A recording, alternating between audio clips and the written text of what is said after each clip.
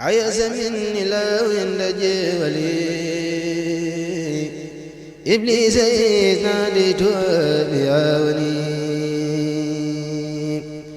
عيس مني لو ينجولي إبليس إذ ناديته بيوني عيس مني لو ينجولي.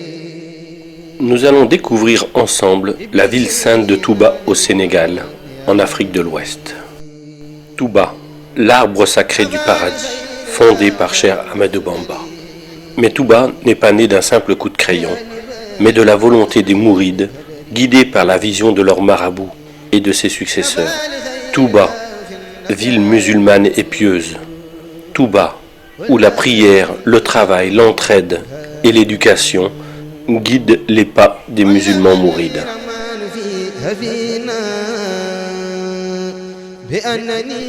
Cheikh Ahmad ibn Muhammad ibn Habiballah, plus connu sous le nom de Cheikh Ahmadou Bamba, aussi surnommé Khadim Rasoul, le serviteur du prophète Mohammed. Il est né à Mbaké Baol, un village créé par son arrière-grand-père, Maharam Mbaké. Son père, Mammor Antassali, était un grand érudit, un maître coranique et jurisconsulte réputé. Lui enseigna le Coran qu'il maîtrisa très jeune. Sa mère, Sorna Mamdiara Bousso, reconnue comme une sainte, était surnommée Diaratullah, la proche de Dieu. Elle accomplissait avec dévouement et constance ses devoirs religieux et familiaux. En 1883, à Mbeke Kayor, le père de Cheikh Ahmadou Bamba quitta ce monde. Alors, toute forme de requête affluèrent de la part des rois pour faire du Cheikh un conseiller et magistrat. Cheikh Ahmadou Bamba refusa et déclara : « Le service que je rends au prophète m'interdit d'être au service des rois pour leur largesse. » Il disait aussi : « J'ai remis mes brides éternellement entre les mains de Ahmad pour adorer Dieu. » Et il fonda le mouridisme, ou la voie de l'imitation du prophète. En 1888, il fonde le village de Touba, dans un lieu austère et retiré. De plus en plus de monde vint vers lui, mais les colonisateurs de l'époque ne voyaient pas les attroupements d'un bon œil. Ils arrêtèrent Cheikh Ahmadou Bamba le 10 août 1895 à Diawol, et à Saint-Louis, les colons décidèrent de son départ en exil.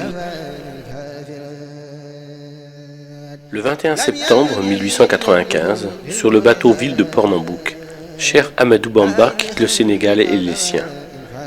Il arriva à Libreville, où il passa 3 mois.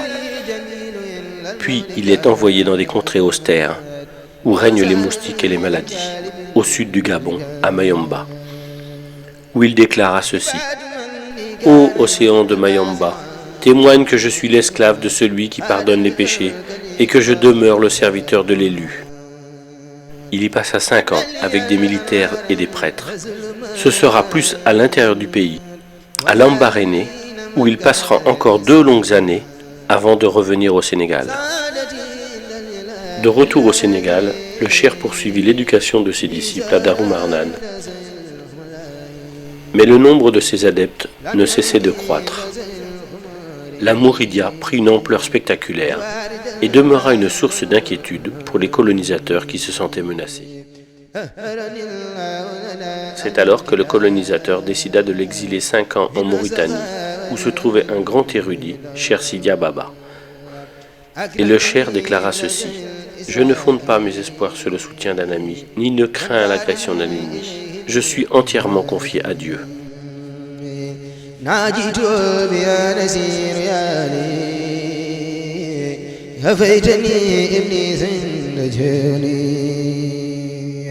De retour au Sénégal, Cheikh Ahmadou Bamba est assigné à résidence à Thiéyenne. Puis il fut envoyé à Diourbel, où il vécut en résidence surveillée jusqu'à la fin de sa vie. En janvier 1919, lorsque les colons voulurent lui remettre la croix de la Légion d'honneur, il la refusa et déclara : « Je suis le captif de Dieu et ne reconnais d'autre autorité que la sienne. Ma récompense incombe au donateur, qui est noble majesté pour le service que je rends à l'élu, qui est pourtant le donateur par excellence. »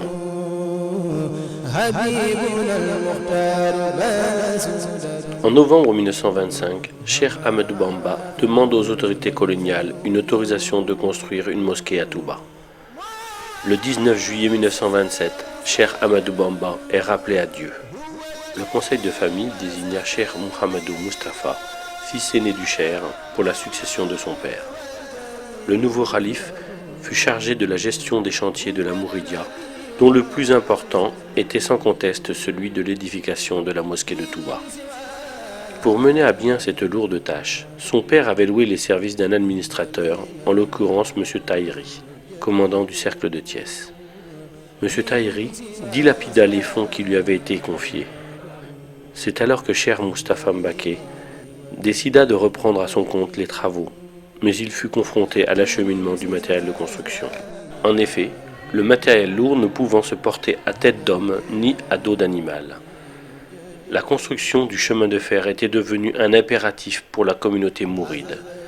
1500 hommes furent mobilisés pour réaliser 50 km de voies ferrées. Et en mars 1931, les trains pouvaient arriver à Touba. Ainsi, les travaux de la grande mosquée se sont déroulés sans arrêt de 1932 à 1939. Mais la Seconde Guerre mondiale éclata et le 1er septembre 1939, Cheikh Moustapha fit arrêter les travaux. La mosquée avait pris de la hauteur, les esquisses des minarets étaient sorties. 3000 hommes marchaient à pied pour acheminer les pierres de la carrière de Ndok. En 1945, Cheikh Moustapha s'éteignit à Touba, laissant derrière lui une communauté meurtrie mais très soudée. En 1949, les travaux reprirent, et les Mourides sont ainsi parvenus à ériger la grande mosquée dans un impressionnant travail de fourmi qui actuellement leur vaut cette hargne, cette bravoure, ce sens de la générosité et du sacrifice, mais aussi de l'efficacité dans le travail.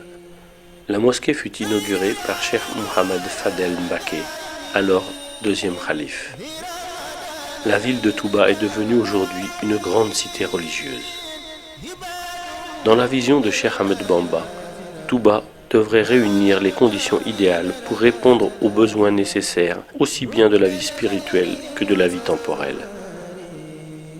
Alors, animé par sa conviction que seul Dieu pouvait lui accorder sa faveur de venir à Touba, il s'est adressé à lui sous forme de prière, et c'est uniquement à ce sujet qu'il a écrit son livre intitulé Matlaboul Fawzeyni, c'est-à-dire Quête de la double réussite.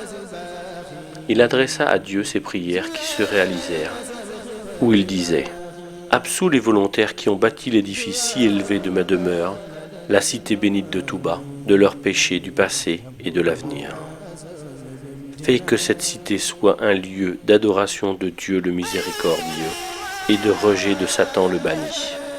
Faites de ma demeure, la cité bénite de Touba, un lieu où on plonge dans la voie de l'obéissance et de la tradition de l'envoyé. Prière et bénédiction sur lui. » Convaincu que la connaissance de la science islamique est la voie royale qui permet d'accéder à la meilleure place dans la vie spirituelle, il s'adressa à Dieu et dit « Fais que cette cité soit un réceptacle d'enseignement, un lieu de méditation et d'entendement. Fais qu'elle soit un lieu d'éducation et un magistère d'enseignement. » Dans le domaine du temporel, Cheikh Ahmadou Bamba avait bien compris que la réussite économique est un facteur déterminant dans l'accomplissement des obligations religieuses dans toute société, car elle assure sécurité et stabilité. Il disait « Fais que cette terre soit une terre de richesse, de sécurité, de miséricorde et d'abondance tout le temps. Favorise les habitants de Touba d'un bienfait en eau abondante, ruisselante et qui court à l'instar d'un ruisseau. Protège cette demeure du vagabondage et de la délinquance et de toute promiscuité.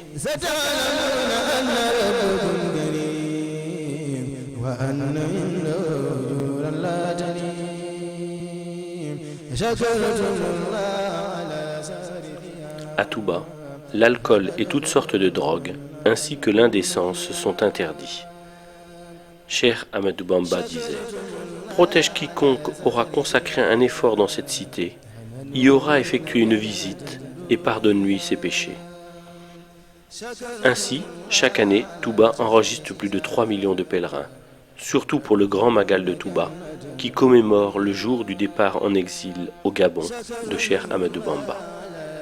Le Grand Magal est une action de grâce. Cheikh Ahmadou Bamba disait « Quiconque te rend visite pour solliciter tes biens, comble-le de faveur et de bonté si tu es riche. Mais ne thésaurise jamais ta fortune par crainte de pauvreté. C'est Allah le Très-Haut qui t'a offert cette richesse. Si tu la dépenses délibérément pour son amour, il te restituera tout ce que tu auras dépensé. » Pour la lecture du Saint-Coran, Cheikh Ahmadou Bamba disait « Quiconque veut parvenir à proximité d'Allah doit lire le Coran sans jamais l'abandonner. Celui qui veut, dis-je, obtenir l'agrément d'Allah doit lire et méditer le Coran. » Masalik. Et pour l'éducation coranique, de nombreuses écoles, aussi bien à Touba que dans le monde entier, ont été bâties et prochainement, une université verra le jour.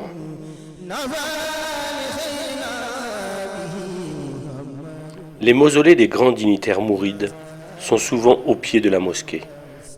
Ainsi, après une prière pour honorer le fondateur, les mourides prient en hommage aux successeurs de Cheikh Ahmadou Bamba et de la famille.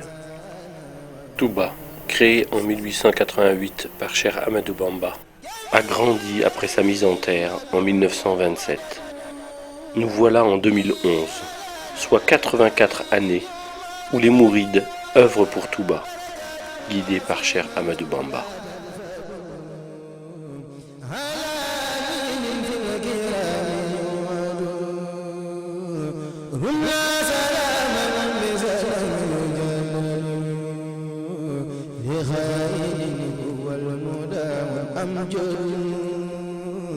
يا الله